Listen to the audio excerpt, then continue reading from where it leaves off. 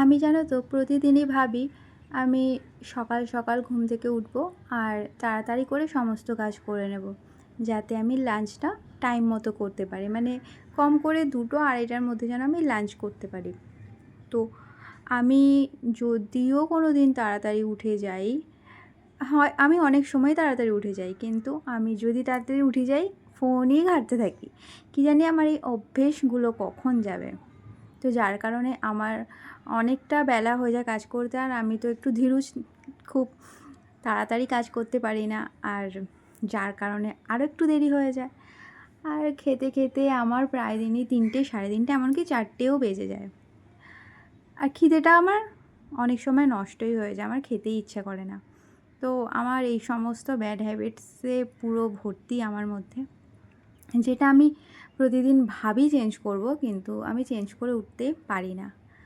তো কী আর করা যাবে। আজও ভেবেছিলাম তাড়াতাড়ি উঠবো, উঠেও ছিলাম, কিন্তু আমি মোবাইল ঘাঁটছিলাম। তো আর কিছু করার নেই। তো আজকে রান্না বান্না করছি।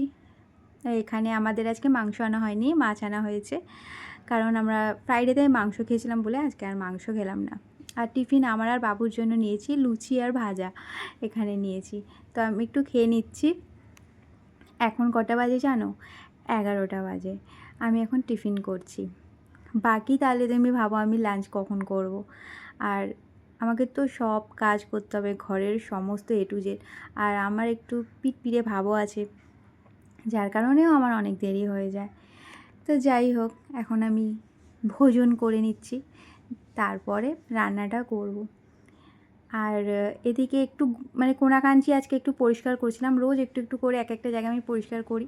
আর এখন 1:15 বাজে, আমার রান্না কমপ্লিট হয়ে গেছে, ওদেরকে আমি খেতে দিয়ে দেবো। কিন্তু আমি কখন খাবো তার কোনো ঠিক নেই, 4টে তো আমার বাজবেই, কারণ আমার অনেক অনেক অনেক কাজ বাকি আছে।